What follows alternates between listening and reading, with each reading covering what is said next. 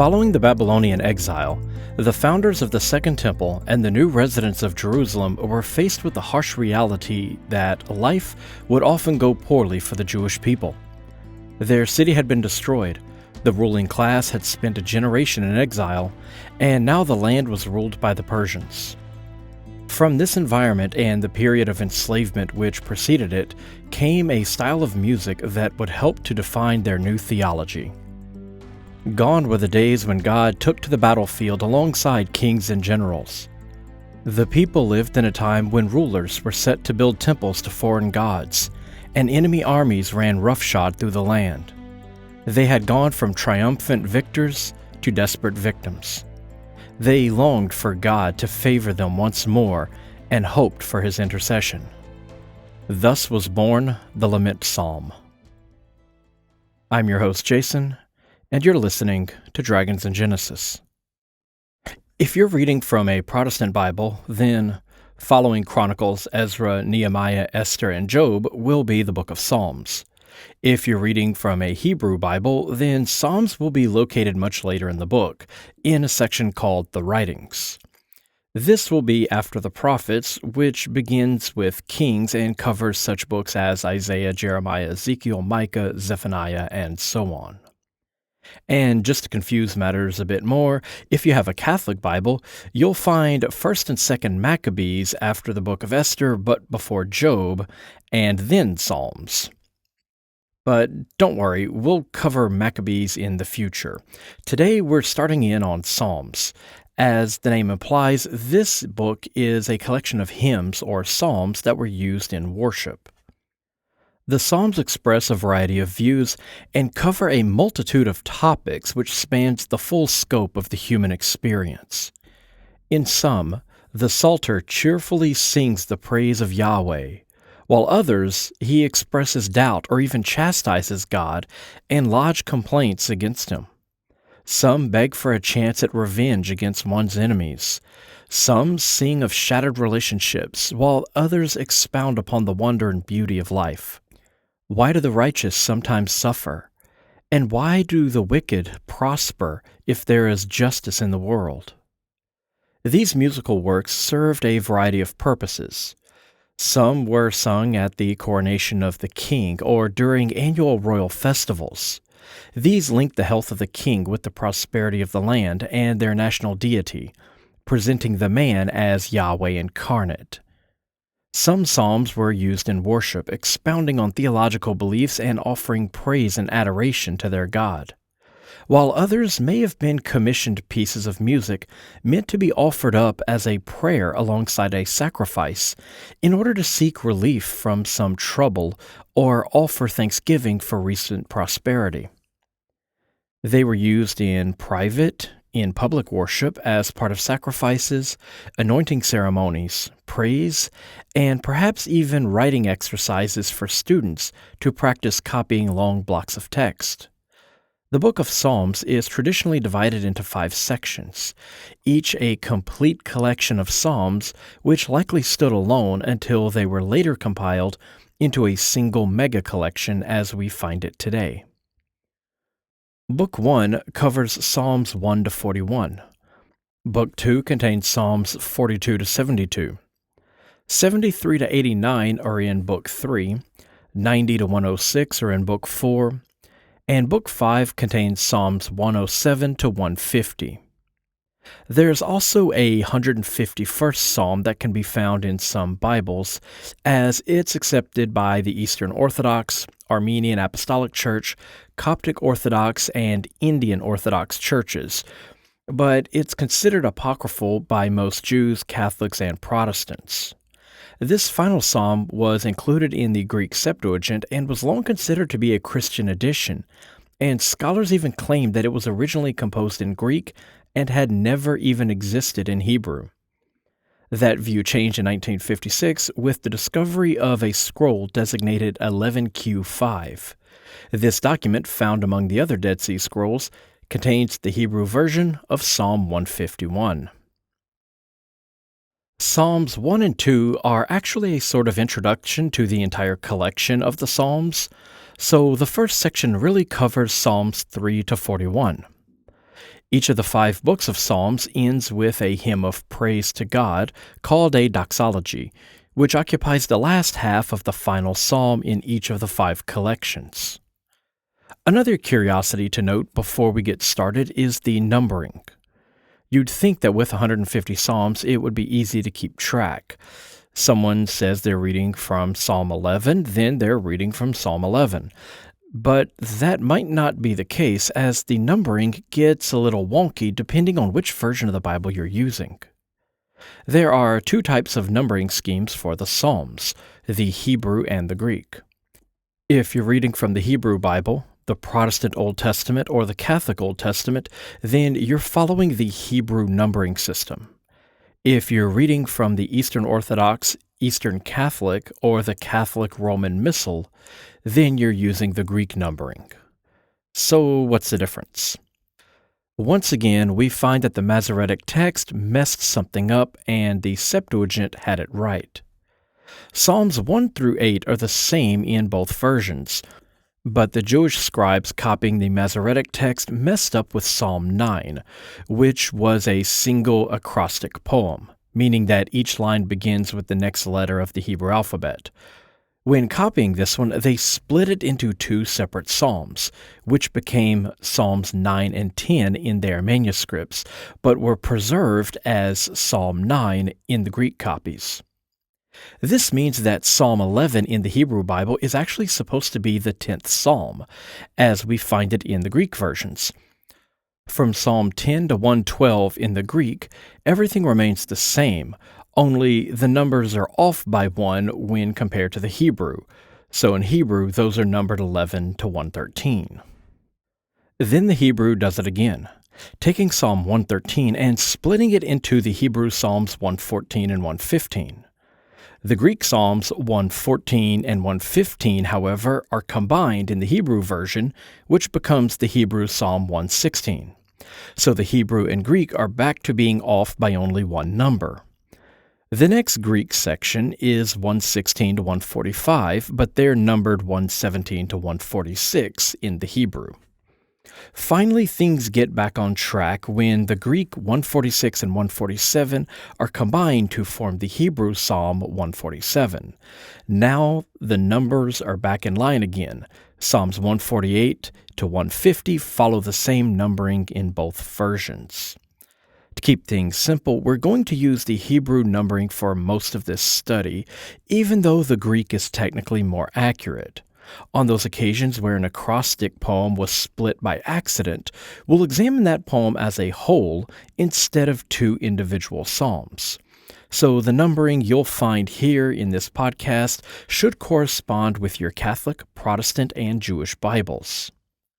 The last problem with the numbering involves the individual verses.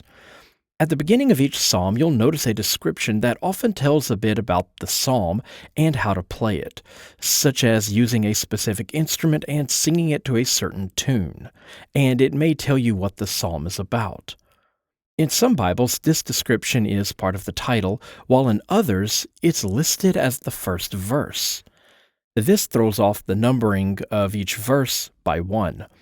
As an example, we'll take Psalm 89, which reads, "A maskil of Ethan the Ezrahite. I will sing of your mercy forever, Yahweh, proclaim your faithfulness through all the ages." In some Bibles, "I will sing your mercy forever, Yahweh," is considered the first verse, but in others it's considered the second verse, and the description, "a maskil of Ethan the Ezrahite," is listed as the first verse. So if you turn to a specific chapter and verse that you heard in this podcast and it doesn't read as you expected, just check the preceding and subsequent verses and you'll find what you're looking for. Another detail of note is on the names of God used in the 5 different collections of Psalms.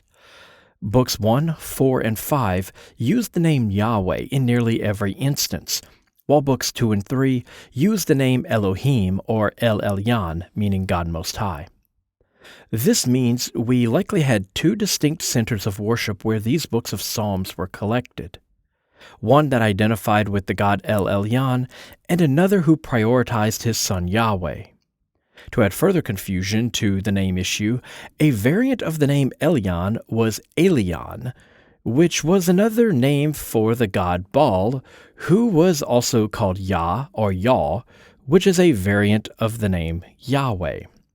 So even the gods El Elyon and Baal were being merged together around the same time that Baal was being renamed Yahweh. Finally, there's the style of psalms. Like modern music, the psalms can be divided by genre, and many resources for studying the psalms do exactly that. As these chapters are literally just songs, we should expect them to fit into a variety of categories, and they do. There are hymns that sing the praise of God and songs of thanksgiving that, well, give thanks. Some of the psalms were used for royal events, such as the coronation of a new king, and of course, there are wisdom psalms. How many types of psalms are there? That's where things get hinky. Some sources list 4 or 5 types of psalms, while others list a dozen. It seems that each book or website you read that divides the Psalms into categories has a different number of categories that they use. And even when 2 sources use the same categories, they might arrange the Psalms differently within those categories. This is because, like modern music, a single song may easily be classified, or it may blur the lines between genres. One psalm might fit into 2 or 3 different categories. Is Psalm 29 a hymn or a royal psalm? Perhaps it's both. And what about that psalms that were merged together? Do we try to place them into 2 different categories, or consider the first half to be one type and the second half to be another? Because of complications like this, it may be necessary to state that many of the psalms will either not fit neatly into one category or will fit easily into several. Or perhaps we need a dozen different categories, or 30. So what we'll do here is divide the Psalms into 7 genres. Why 7? Because that's how the good Lord would have wanted it. The categories we'll be using for this study are lament, wisdom, hymns, royal psalms, thanksgiving, liturgical, and acrostics. Most of these can be further divided, such as communal laments and individual laments, but I don't feel that that's really necessary. Most of the psalms within each genre will follow a sort of loose formula, and that doesn't always change significantly between these smaller divisions. The formula used for an individual lament and that used for a communal lament are quite similar. The primary difference isn't the psalm itself, but who is lamenting their current situation, the entire Jewish community or a single man. Even then, the purpose of the psalm is the same. Those singing and listening to the psalm are sharing in the misery and despair, so in a way, all lament psalms are both communal and individual. This is how we're going to study the psalms, by genre instead of chapter. And the first genre of psalms we're going to cover is the lament. This is by far the largest genre of the psalms, comprising anywhere from 1/4 to 1/3 of the total number, depending on how you classify the individual psalms. Some can fall into multiple categories and might be classified as other types, depending on which list you consult. For this study, we'll include the following laments: Psalms 3 through 7, 12, 13, 17, 22, 26 to 28, 31, 35, 36, 38, 39, 41 to 44, 51 to 61, 63, 64, 69 to 71, 74, 77, 79, 80, 83, 85, 86, 88, 90, 94, 102, 109, 120, 123, 126, 129, 130, and 139 to 143. I hope you remember all those numbers because you'll be tested on it later. The purpose of the lament is threefold. First, it alerts God to a problem which plagues the individual or the community. Let's take a look at Psalm 13. How long must I carry sorrow in my soul, grief in my heart day after day? How long will my enemy triumph over me? Or Psalm 22. I am a worm, not a man, scorned by men and despised by the people. All who see me mock me. Many bulls surround me and encircle me. Lions open their mouth against me. All of my bones are disjointed. These are the types of complaints voiced in individual laments, meant to convey a sense of suffering that's palpable enough to be felt by all, but vague enough to not exclude anyone. Individual laments are meant to address your personal suffering, the woes of the individual. There are also communal laments, which bring God's attention to problems which afflict the entire Jewish community. These would have been popular during and after the Babylonian exile, when the Jews had suffered their greatest loss. For an example, we'll look at Psalm 44. You hand us over like sheep to be slaughtered, scatter us among the nations. You sell your people for nothing and make no profit from our sale. Or Psalm 79. The nations have invaded your inheritance. They have defiled your holy temple and laid Jerusalem to waste. They have left corpses of your servants as food for the birds of the sky, the flesh of those devoted to you for the beasts of the earth. They have poured out their blood like water all around Jerusalem, and no one is left to do the burying. These laments address a national emergency that's greater than any individual. Often there's a sense that the very future of the Jewish people hangs in the balance. The second purpose of the lament psalm is to offer a plea for aid.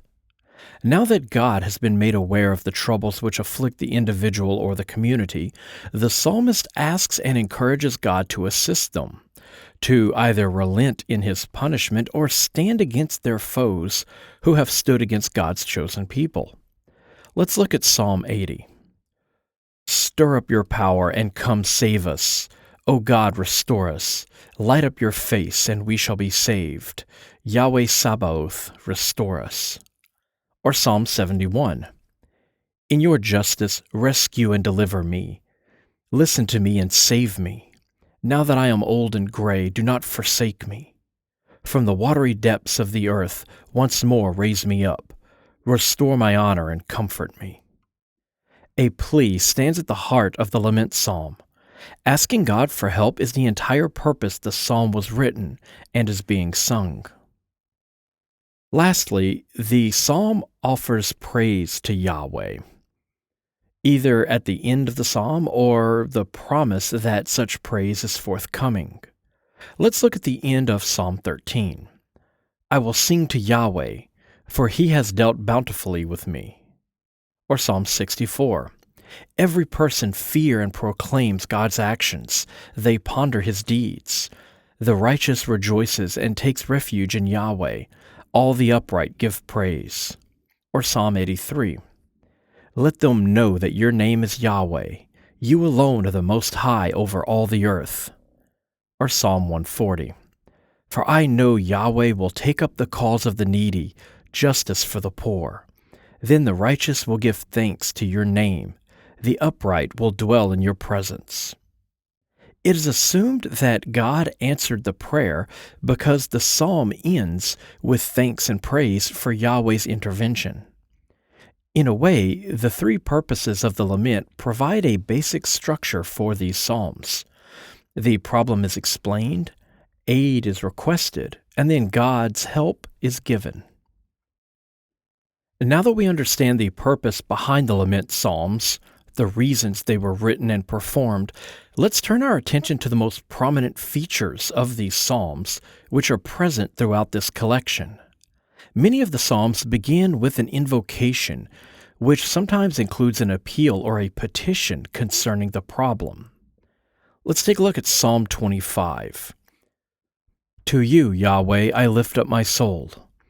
My God, in you I trust. Or in the beginning of Psalm 28. To you, Yahweh, I call, my rock. Do not be deaf to me. Do not be silent towards me. And Psalm 102. Yahweh, hear my prayer. Let my cry come to you. Sometimes these invocations appear later in the psalm or even repeat as part of the lyrics, such as in Psalm 17, where verse 1 reads, "Hear, Yahweh, my plea for justice. Pay heed to my cry. Listen to my lips without guile." Then in verse 6, another invocation is given. "I call upon you. Answer me, O God. Turn your ear to me. Hear my speech." We find the same in Psalm 86:1. "Incline your ear, Yahweh, and answer me, for I am poor and oppressed." And in verse 6, "Yahweh, hear my prayer. Listen to my cry for help." This occurs again in Psalm 140. Verse 2 reads, "Deliver me, Yahweh, from the wicked. Preserve me from the violent." And a few verses later, "Keep me, Yahweh, from the clutches of the wicked. Preserve me from the violent." These petitions express their trust in Yahweh as they prepare to lay their problems at God's feet and expect Him to answer their petition.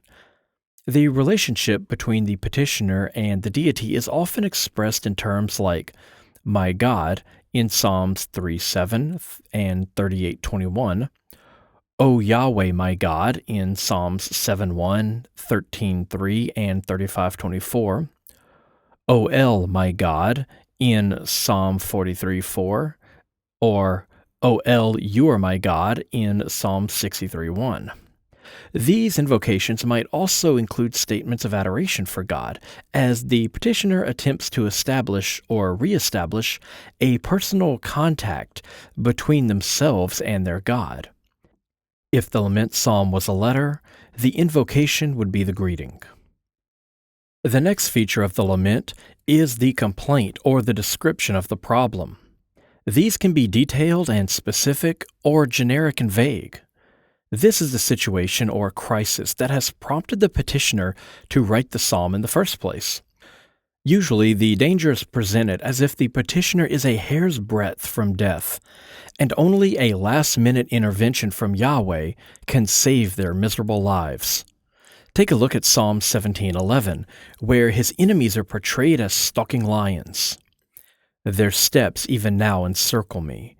They watch closely, keeping low to the ground." Or Psalm 54:5, "Strangers have risen up against me. The ruthless seek my life." Or Psalm 88:11, "Do you work wonders for the dead? Do the shades arise and praise you?"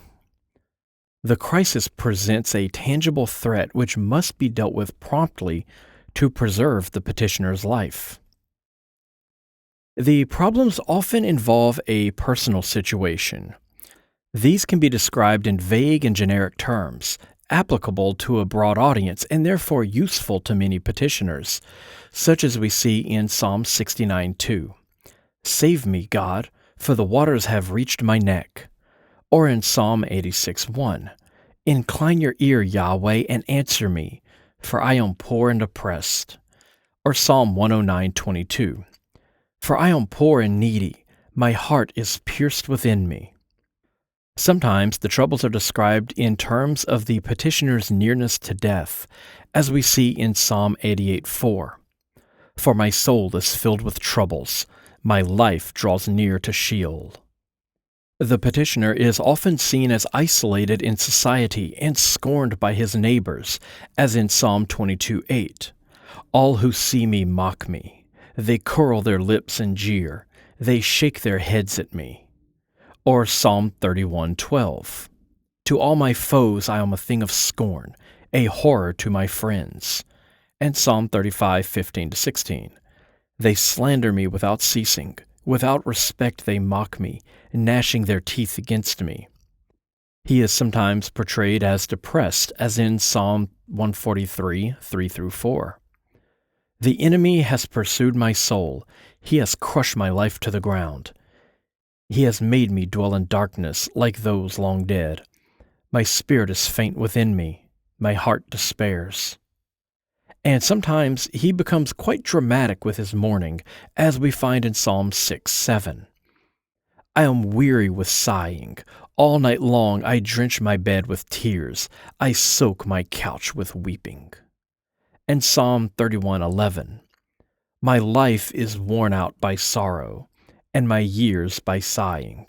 My strength fails in my affliction, my bones are wearing down. Though the best is in Psalm 42:4, my tears have been my bread day and night.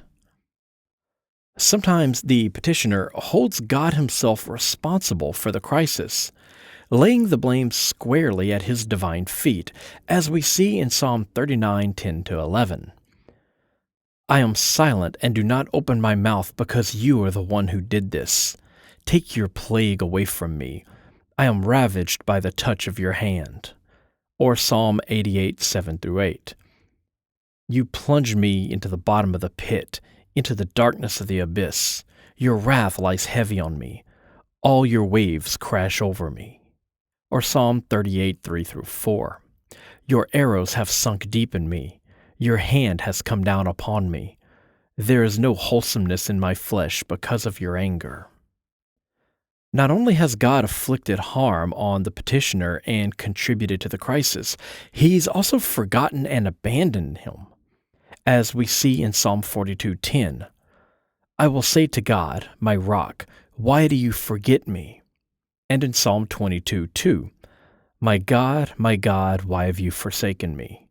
Which is quoted in Matthew 27:46 by Jesus on the cross.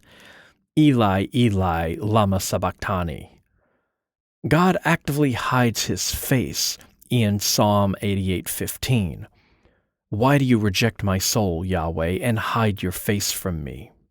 God is accused of sitting idly by in Psalm 35:17, fully aware of the crisis, but uncaring. O Yahweh, how long will you look on? Restore my soul from their destruction, my very life from the lions.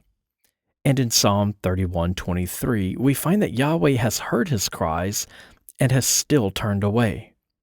I am cut off from your eyes, yet you heard my voice, my cry for mercy, when I pleaded with you for help. This provides us with examples of the petitioners experiencing uncertainty and doubt during times of trouble. Perhaps if Yahweh was watching, they wouldn't be in such dire straits. But since they are, Yahweh must have abandoned them to their troubles. And of course, without God's personal involvement, there's no hope for an uplifting solution. Quite often in the lament psalms, the trouble or crisis one is experiencing is represented by enemies. These antagonists are never really identified, and no clear details are given which would help in their identification. Instead, they're described in intentionally vague terms and even metaphors, such as comparing one's enemies with hungry lions. And because of this, it's unlikely they were ever meant to represent any specific group of people. Instead, the enemies mentioned in the laments are almost certainly meant to simply represent danger.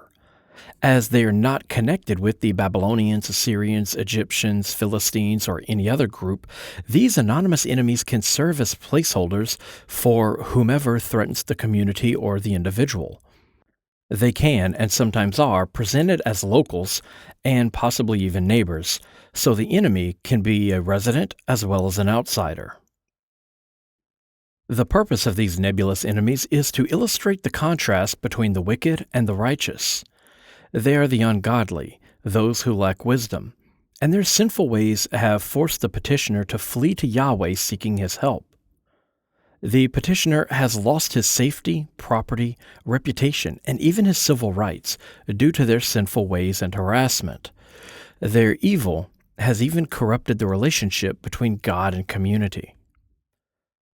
Throughout the lament psalms, they are described in negative terms to encapsulate the variety of threats they offer, and thus the variety of reasons you might offer up psalms as a plea for relief. They are persecutors, in Psalm 31:16, accusers who seek to inflict harm, Psalm 71:13, bloodthirsty, 59:3, evildoers, 27:2, ruthless, 54:5, and ungodly, 43:1. Often these enemies are lined up on a field of battle, set to attack the lone petitioner, in Psalm 55:19, or they are set for an ambush, Psalm 64:5. But the worst offense they commit is to rebel against God himself and ignore his wishes, Psalm 5:11 and 86:14. They mock the petitioner concerning his God, asking rhetorical questions concerning the absence of God, such as Psalm 42:4. My tears have been my bread day and night, as they ask me every day, where is your God? Or they cast doubt on God's ability to aid the petitioner, as in Psalm 3:3. How many say of me, there is no salvation for him in God? They even doubt God's omnipotence in Psalm 64:6-7. They resolve on their wicked plan. They conspire to set snares. They say, who will see us? They devise wicked schemes. Conceal their schemes they devise. The designs of their hearts are hidden. Finally, they declare that the petitioner is beyond God's help, that he's unable or unwilling to deliver the petitioner from harm. They say, God has abandoned him. Pursue and seize him. No one will come to the rescue. One might even sum up their entire view in Psalm 14:1. The fool says in his heart, there is no God. These enemies faced by the petitioner aren't a specific group or neighboring rivals, nor are they local criminals. They aren't political opponents or oppressive kings or apostates. They're a generic stand-in for anyone who causes distress to the individual or the community, anyone who makes life difficult. They are none of these people, and they are all of them. The third feature of the lament is the appeal for aid, which is the most important feature of the entire psalm. This is the very reason the psalm is composed and sung. It's the centerpiece of the lament. God has been invoked and the problem laid bare before him. Now the petitioner explains the reason he wants God to get involved.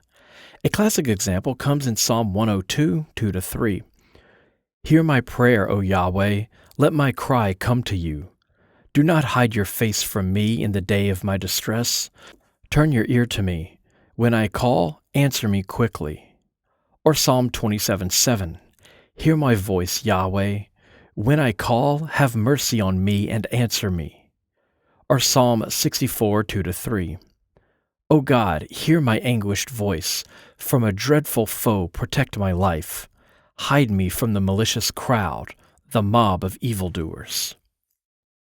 The petitioner often asks God for mercy and compassion, such as we find in Psalm 86:16. Turn to me, be gracious to me, give strength to your servant. The petitioner sometimes speaks to God concerning the urgency of the situation, such as we see in Psalm 59, 4-5. They have set an ambush for my life. The powerful conspire against me. For no offense or misdeed of mine, Yahweh, for no fault, they hurry to take up arms. Come near and see my plight. Or in Psalm 7:7, in which he attempts to wake Yahweh from his slumber to work against the petitioner's enemies. Rise up, Yahweh, in your anger be aroused against the outrages of my oppressors. Or Psalm 59:6, You, Yahweh Sabaoth, are the God of Israel. Awake. Punish all the nations. Have no mercy on these worthless traitors. The petitioner not only requests God's aid, but urges him to hurry along with it before it's too late. There is great urgency in many of the lament psalms, expressing the dire need of the individual or community. God is his only hope for salvation, but time is running short. See Psalm 40:18. You are my help and my deliverer, my God, but do not delay. And Psalm 22:20. But you, Yahweh, do not stay far off. My strength, come quickly to help me. This is repeated throughout the Psalms in various forms, such as, deliver me, save me, rescue me, help me, and preserve my life. In an attempt to prompt God to action, the petitioner might present his case as a plea for justice, placing God in the role of judge. Sure of his own innocence, the petitioner can then demand God preserve his rights. See Psalm 43:1, where he also ingratiates himself by painting his enemies as godless liars. Grant me justice, O God, defend me from the faithless people, from the deceitful and unjust rescue me. Or Psalm 26:1 through 2, in which he appeals to his own virtue. Judge me, O Yahweh, for I have walked in my integrity. In Yahweh I trust, I do not falter. Examine me, Yahweh, and test me. Search my heart and mind. In addition to pleading his own innocence, the petitioner often portrays his opponents as wicked heathens and asks they be made to suffer or be publicly shamed and dishonored, or even killed, as we see in Psalm 31:18. Put the wicked to shame, reduce them to silence in Sheol. Or Psalm 109:29, where their shame is presented as a garment that the petitioner's enemies are forced to wear.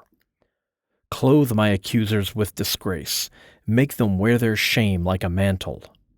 Or in Psalm 140:11, when his wishes concerning the fate of his enemies isn't quite so pleasant. Drop burning coals upon them, cast them into a watery pit, never more to rise. An interesting note here is that the afterlife envisioned in this verse is a dark, watery grave, not a pit of fiery torment. The fire comes before they die. That development in their theology, the fiery afterlife, is still a ways off, and it tells us this particular piece of music predates the idea of a fiery pit of destruction. These enemies are featured in nearly 40 of the lament psalms, demonstrating the prominence of this theme within the genre of music. The petitioner insists on his own innocence while portraying his opponents as wicked and sinful. This is done to exaggerate the difference between the petitioner and those who stand against him, describing the matter in black and white terms. In this light, a just God would have no choice but to rule on the petitioner's behalf. He is innocent and can therefore demand God's help as he is entitled to it. Sometimes the petitioner is lamenting his personal situation, not his abuse at the hands of nebulous enemies. He has made mistakes, or was born into poverty, or suffered misfortune, and wishes to escape his current state. In Psalm 86:1, he vaguely describes his situation as poor and oppressed during his appeal for aid, similar to what we find in Psalm 109:22 when he says, "For I am poor and needy, my heart is pierced within me." The fourth feature of the lament is persuasion. Now that the petitioner has asked for help, he argues his case to God and encourages action. The petitioner is attempting to convince God to act on his behalf, either against an enemy or in resolving a difficult situation. God's own nature is often used as an argument for action, appealing to such attributes as mercy in Psalm 5:8. But I, through the abundance of your mercy, will enter into your house. Or his justice in Psalm 35:24. Defend me because you are just, Yahweh my God. Do not let them rejoice over me.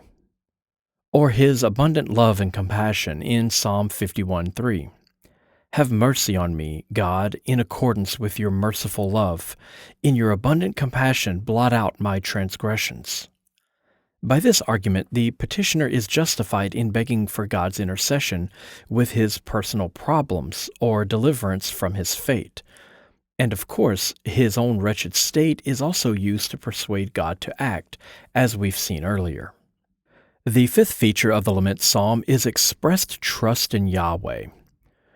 Now that God has heard the plea for aid and the compelling arguments that followed, the petitioner trusts that God will follow through and do what the petitioner sees as the correct course of action, which is taking his side and interceding on his behalf, of course.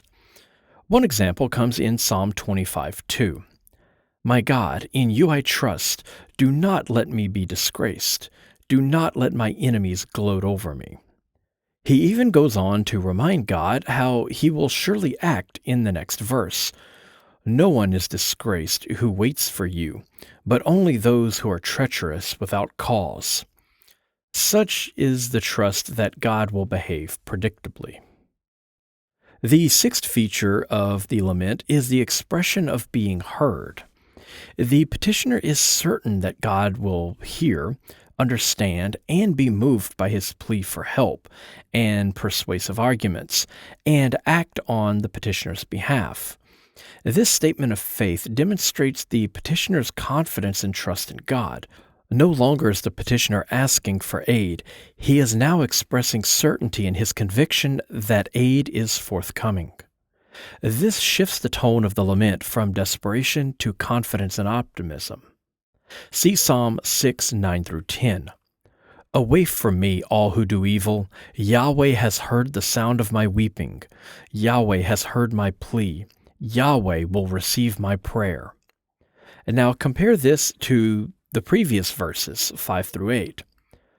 Turn back, Yahweh, rescue my soul, save me because of your mercy. For in death there is no remembrance of you. Who praises you in Sheol? I am wearied and sighing. All night long I drench my bed with tears. I soak my couch with weeping. My eyes are dimmed with sorrow, worn out because of all my foes. The song has moved from question to answer, as God has now provided the solution to the problem, succor to the petitioner.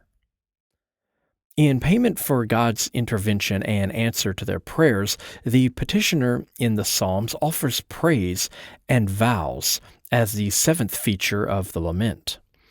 In the space of a single song, the individual has gone from wretched suffering to triumphant rejoicing, and now, at the end of the psalm, it's time to thank God for his intercession.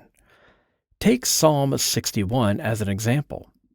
After asking God to intercede for the king of Israel, the psalm ends with the anticipation that the king will rule forever in God's grace, and the petitioner will praise God in perpetuity for his aid. May he reign before God forever. Send your love and fidelity to preserve him. I will duly sing to your name forever. Fulfill my vows day after day. This encourages the singer and the audience alike to not only trust that God will fulfill their request, but to offer praise and worship as if he has already done so, now and in the days to come. The Psalms of Lament express the doubts and fears of the community in terms both vague and specific. Their troubles are presented in these pieces of music as illness, godless enemies, poverty, hunger, loss of sight, depression, and general suffering. Their desperate situation has left them begging for aid of the God of Israel, hoping and expecting that he will answer their prayers, if only their case can be presented in a convincing manner. With their argument comes the expectation that their prayers will ultimately be heard and even answered. They will be delivered from their troubles and their oppressors, and as payment, they will sing the praises of God forever. These songs present the sorrow and hope of a people living in uncertain times, the hopelessness and the hope of individuals struggling with real difficulties of daily life in the Iron Age world. Optimism and victim identity are present in equal measure in the theology presented in the laments, and both traits will go on to shape Jewish theology for centuries to come. That's going to wrap it up for this episode. If you'd like to support the show, there's an Amazon wish list in a pinned post on my Facebook page. The books in that list help with research for future episodes. You can also shop the merchandise from my Zazzle store, which can also be found on that same post. Just visit facebook.com/dragonsandgenesis. And you can support me on Patreon at patreon.com/dragonsandgenesis. If you have any questions regarding mythology in the Bible, send them to me over at dragonsandgenesis@gmail.com, and I'll try to answer your questions in a video on my YouTube channel over at youtube.com/dragonsandgenesispodcast. Don't forget to give a review on iTunes or wherever you get your podcast, and check out the site over at dragonsofgenesis.com for links, episode information, and a list of recommended reading. And as always, thank you for listening.